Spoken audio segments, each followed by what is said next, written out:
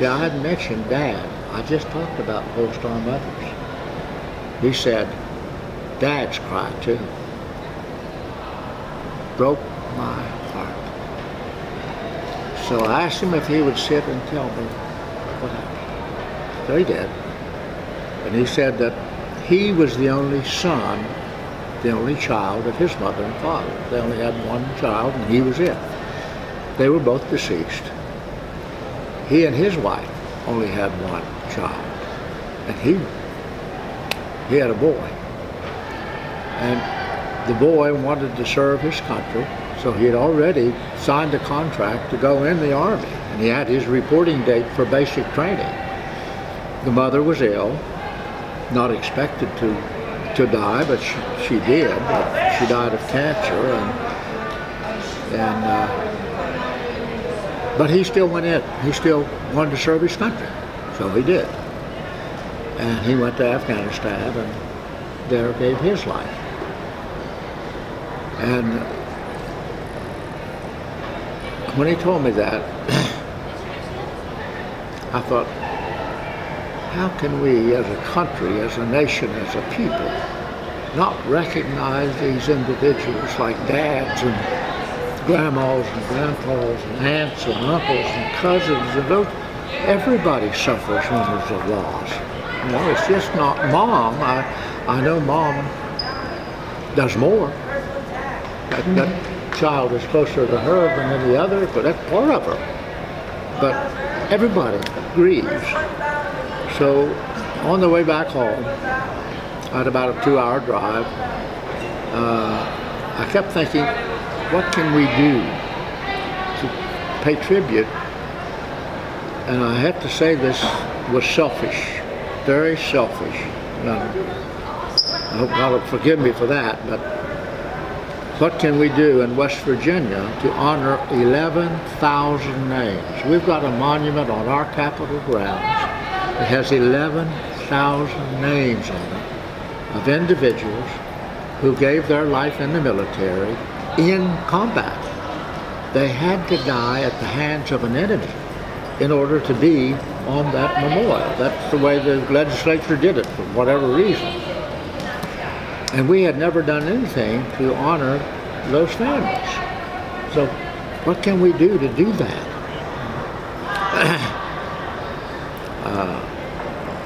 I had to think of my brother. I had a brother that was World War II in Europe. He was in Patton's Third Army, got beat up terribly bad. Only lived a short time after he got home. And I've always said that he died of his wounds, from his service. But his name is not on that memorial because he did not die at the hands of an enemy. I've always felt that's totally unfair, but that's the way the legislature was passed, and can't do much about that. But I decided we need to do something to honor the families of all West Virginians who died in the military from the time we became a nation, or the time we became a state. So I got with a group of people, and we were working on a veteran cemetery at the time, trying to get the thing put together so we could start building buildings. And I said to the group, I related to them what happened to me at Parkersburg, where I had that speech. And I said, we've got to do something here in this cemetery to honor those families. It's just not fair or reasonable. Everybody agreed, and they said, well, what do you want to do? I said, I don't know. But they said, well, it's your idea. You come up with what you want to do. So I went home and began working on thoughts and plans, and I finally designed something that they would accept. And that's what we're doing today. And we did the first Gold Star Families Memorial Monument, honoring the families on October the 2nd, 2013 in West Virginia. And we thought, wow, we have done our job. We have honored those in West Virginia just like we're supposed to. And we thought, we're done. Yeah. Yeah. Mission accomplished. Mission accomplished. Yeah. But with computers and internets and that sort of thing, it got more, publicized, and then other communities saw it, and the son of a father who lost his life in Vietnam up in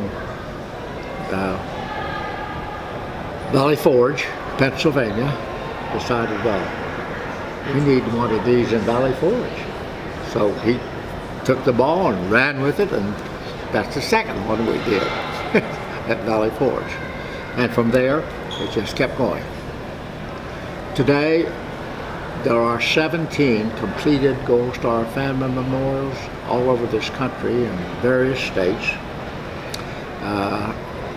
From California to Minnesota to Rochester, New York, to Florida, all over. And there's about 31 of them already in the process of they're raising their money, they've got their location, they know what they want to do. There's something like 50 that are forming around over the country. So our goal when we started was, well, if we could just get one in every state, because every state have Gold Star families there. Yeah. If we just get one in every state, that would be our goal, and we set 5 years that we were going to try to do that. Well, it's going to far exceed that. In fact, in our little state of West Virginia right now, we have 5. And I didn't have anything to do with that. 5 communities said, we have got these people living among us, and we haven't done anything in our community to honor them. So we need to do that. So they just took the ball and ran with it. We've got them all over. They're just, Ohio's got 3 already, and a couple more in the process, and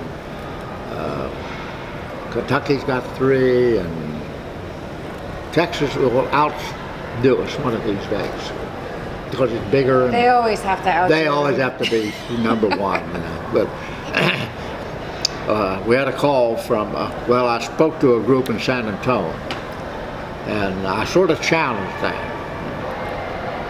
At that point in time, we didn't have any in Texas, so we sort of challenged them.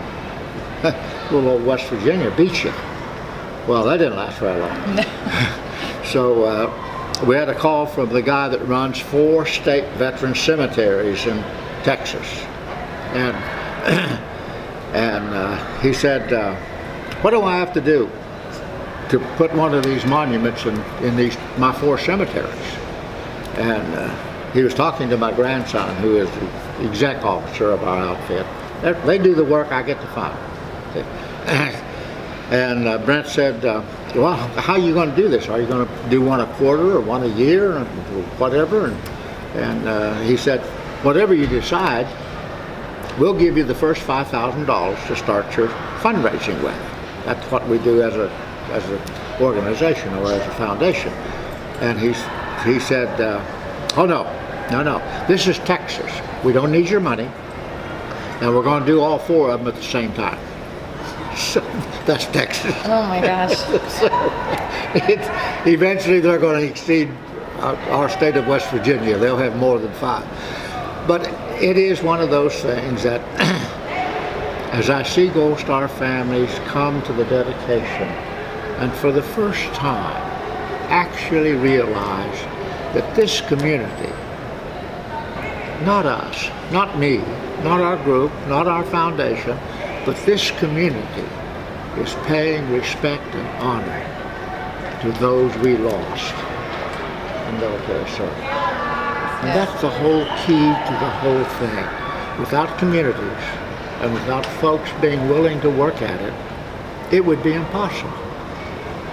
But communities are doing it, and every marker is different. Every monument is different, and it says something about that community.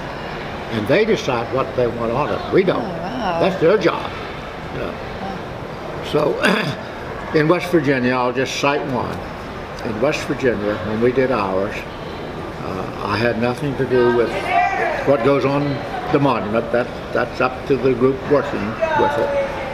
But we had some Gold Star mothers on the committee, and rightfully so. We had a mother and a father who lost 2 sons in Afghanistan. Wow. And the Gold Star Mothers organization itself, those individuals voted to put their image, their sons, on the sacrifice panel. And so it speaks of that community. They lost more than most. And you guys lost more than most.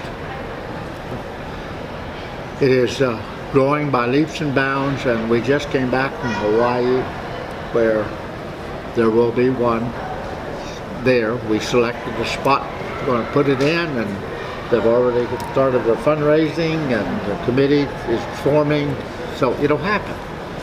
And when we started this, I sort of made a commitment that if I'm able, I'll be to every groundbreaking when we break the ground, and I'll be to every dedication when we dedicate. That's awesome.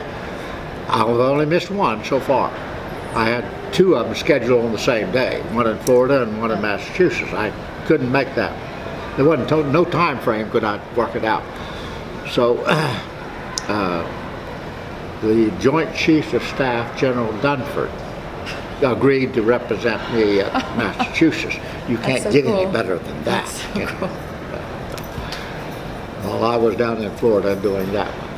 I'd pick Florida too.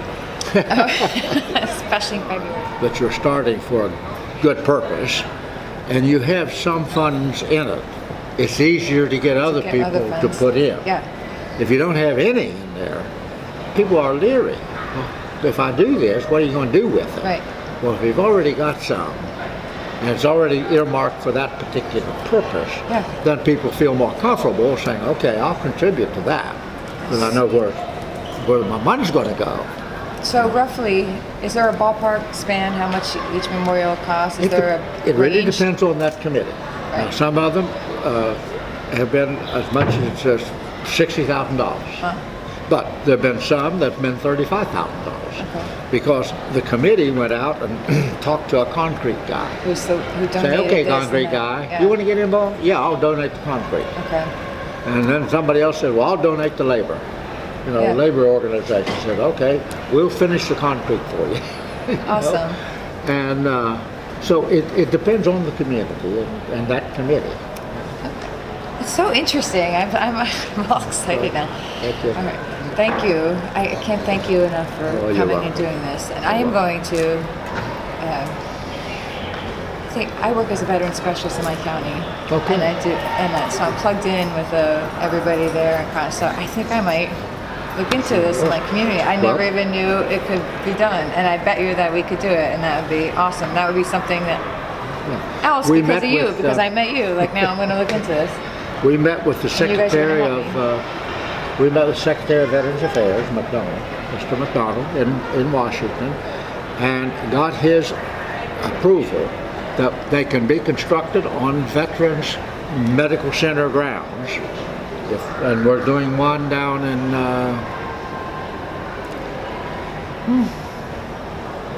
Virginia, someplace right on the beach. But they're doing one on VA Medical Center grounds there. Hampton, Virginia. So VA medical centers are a good place to do it. To do this because of the flow of people coming through. Okay. That are involved in this thing some way, because so many of them had relatives or friends that they lost. They were in service themselves, or they were families of service people. So it's a good place to put them. All right, noted. Yeah. Cool. Thank you so much. You're welcome. I keep saying thank you, but what? Introduce the boys. No, it seems very bossy. He wants me to introduce the boys. Trevor, come here. Okay. This is my son, Trevor. Yeah, I met him. Yeah. Good to see you again. And he's got a good handshake, too. It's a good handshake. Yeah, good handshake. This is my son, Colin. Hi, Colin. Nice to meet you. You got a good handshake, too, buddy. No Got fish. a better one. No fish. No floppy fish. my son Sean. Hi, Sean. Good to see you. Somebody's teaching you guys pretty well. This is my son Jeremy. Hi, Jeremy. Nice to meet you. So there.